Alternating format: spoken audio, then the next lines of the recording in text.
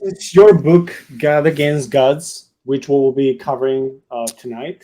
Since it starts with the topic of myth, and since the first word in our channel is myths, I wanted to start this topic for tonight. When it comes to your book, you begin in your introduction talking about C.S. Lewis. So it's a little bit lengthy quote, but it's super important. So I just want to, you know, read it. Maybe it will take Please 30 do. seconds or a minute. Okay, so you said that C.S. Lewis understood myth to be the truth embedded into the creation by the creator in such a way that even pagans would reflect some elements of that truth. Thus, when God himself incarnates truth into history in the life, death, and resurrection of Jesus Christ, it is no surprise that it takes on mythopoeic dimensions reflected in previous pagan notions of dying and rising gods. He, meaning C.S. Lewis, concludes his essay with these memorable words. Now you're quoting C.S. Lewis. We must not be ashamed of the mythical radiance resting on our theology. We must not be nervous about quote unquote parallels and pagan Christs. They ought to be there. If it would be a stumbling block if they weren't. We must not, in false spirituality, withhold our imaginative welcome. If God chooses to be mythopoeic, and is not the sky itself a myth, shall we refuse to be mythopathic? For this is the marriage of heaven and earth, perfect myth and perfect fact, claiming not only our love and our obedience, but also our wonder and delight, addressed to the savage, the child, and the poet, in each one of us, no less than to the moralist, the scholar, and the philosopher.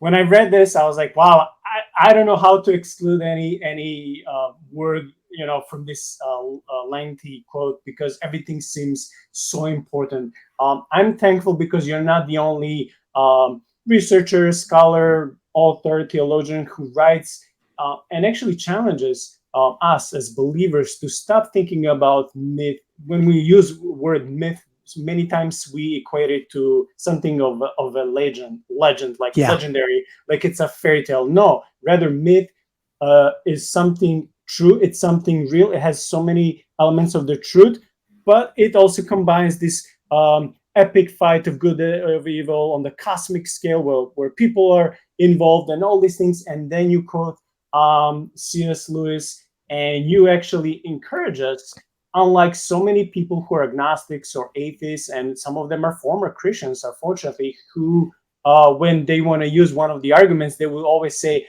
oh, compare Christ with all these, pagan, you know, prophets or gurus who came before him, see so many similarities. So they would try to attack us. And if we're not ready, we'll be like, wow, this may be true. So while my faith is actually going down, I'm being challenged. I don't know how to respond. Thus, my faith is being, it can diminish in a way. But you're actually, helping us understand that there's nothing to be afraid of myth. So, Yeah. what is your thinking when it comes to Y- myth? Yeah, it's funny. Whenever I have some kind of a theological growth or understanding, um, or revelation, so it's not, not from God, but I'm just saying illumination or whatever. I often discover that C.S. Lewis already had that, and he wrote about it better than I could ever express it myself. And that was true with this book as well.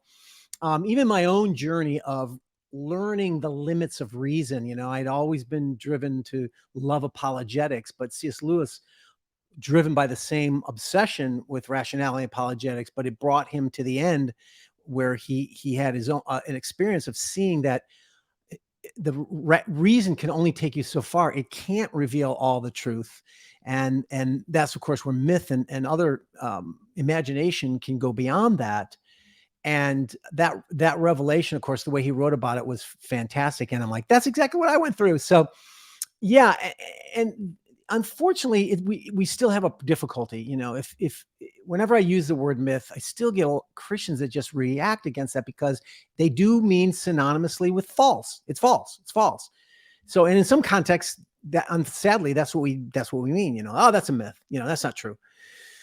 But we really do have to understand it much deeper. And I don't know if we'll ever be able to, unless without maybe creating a new word or something, because it's got such baggage connected to it. But mythology, the mythology of a culture, mythological stories, they're not false. They are about truth. Now they use fiction sometimes, or maybe they tell legends or stories that may not have really happened, and maybe they do believe they did, but that's not the point of them. The point of them is that mythologies communicate the worldview and the values of a culture. They embody them. So every culture has a mythology or mythologies. Obviously, there's culture isn't completely homogenous, but various cultures do have a mythology. There is a Christian mythology. For example, the mythology or the worldview and values of Christianity is creation, fall, redemption, consummation.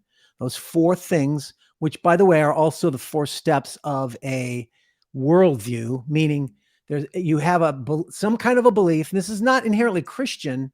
Well, it is, but it isn't. Meaning, the Christian worldview is God created the universe to be a certain way, creation, fall, but mankind fell into sin and brought trouble upon it all, right? Creation, fall, redemption.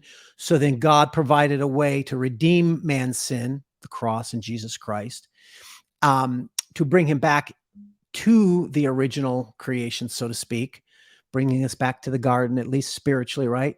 And then ultimately there's a future view when the consummation, which is what will the world be like when God, or when his worldview is completely envelops all of culture and it makes it the best it can be, or in the Christian worldview, when Christ returns and makes everything new, makes a new heavens and earth, that kind of a thing.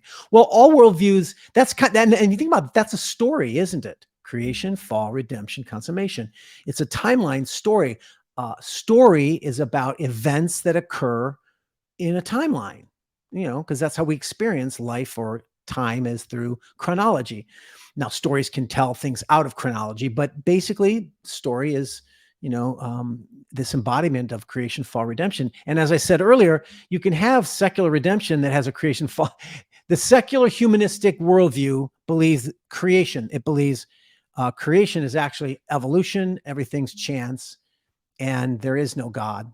That's the creation view, meaning the origin view. Then the fall is man becomes religious in order to have power over other people and control them. That's the fall. So redemption is overcoming religion, becoming atheist and getting rid of religion, because religion is bad. And then ultimately in the future, it's usually some Marxist utopia, all of mankind is one in this harmony without God, that kind of a thing. So as you can see, all worldviews follow that same creation, fall, redemption motif. And so that's the mythology of the culture, right? And that's the Christian mythology also includes, by the way, and this touches upon God, what's it called? God Against the Gods. That book I wrote because I wanted to explain how God himself actually redeems pagan imagination. What I mean is, he actually uses things that are in the pagan mindset and he redeems them by twisting them and undermining them and giving them new definitions within his own realm. Now, some of it God himself creates and the pagans twist and distort. So God's just bringing it back. But I'll give you an example of something that's the reverse. But part of the Christian mythology is the need for atonement. What is atonement? I'll put it in simple terms. It's like I said in my personal testimony, it's restoring communion with God through blood sacrifice. So blood atonement, substitutionary sacrifice, these are concepts that all religions have had to one degree or another, long before Christianity, long before Judaism. Men believed in sacrifice to the gods, right? So is the Bible ripping off these pagan religions? Well, no, and I'll explain why. But this is the mythology this is part of the mythology of the beliefs and values of what truth is, and they exist beyond our world, and they give meaning and significance to this world. That's what mythology is all about. And so, people say, well, blood sacrifices long before Judaism even came into the world. Yeah, that's true. But if you understand what the Bible is saying, God, the creator, created the universe, and it reflects his glory and his mythology. And so within the very nature of creation itself is this notion of sacrifice. So it makes perfect sense. Like you read about the story of Cain and Abel. Cain and Abel bringing sacrifices to God. These were the first human beings, right? Cain and Abel bringing their sacrifices to God. One was not acceptable, so Cain killed Abel, right? And that brings all this bloodshed. But that's, there's that storyline shows that God puts the notion of sacrifice within the very created order itself. So of course, pagans are they're created in the image of God. Everyone is, but they distort God's truth. So there's a sense in which all religions are going to have this notion of sacrifice embedded within their very souls, but they're going to twist it and create a pagan version of it. Sacrifice to the gods, appeasing the gods, this kind of a thing. Just so the fact that Judaism comes along chronologically later doesn't mean that it takes its ideas from paganism. It just means that God creates within the universal, within the very structure of the cosmos, we have this mythological concept of sacrifice and atonement. And it's just a matter of who gets it right. And of course, if someone, as the book of Romans tells us, God creates humanity, but sinful humanity turns from God, worships the creation instead of the creator, and twists everything around. The pagans, godless people know their creator, but they intentionally, this is what Romans says, but they suppress the truth in unrighteousness.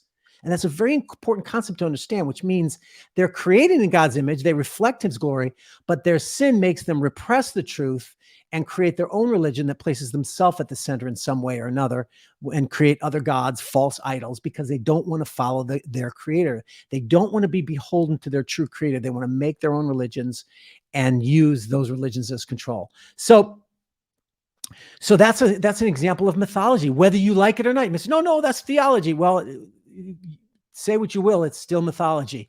That's why mythology should not have a negative term. It should be a term that describes the worldview or values of a culture or of a people.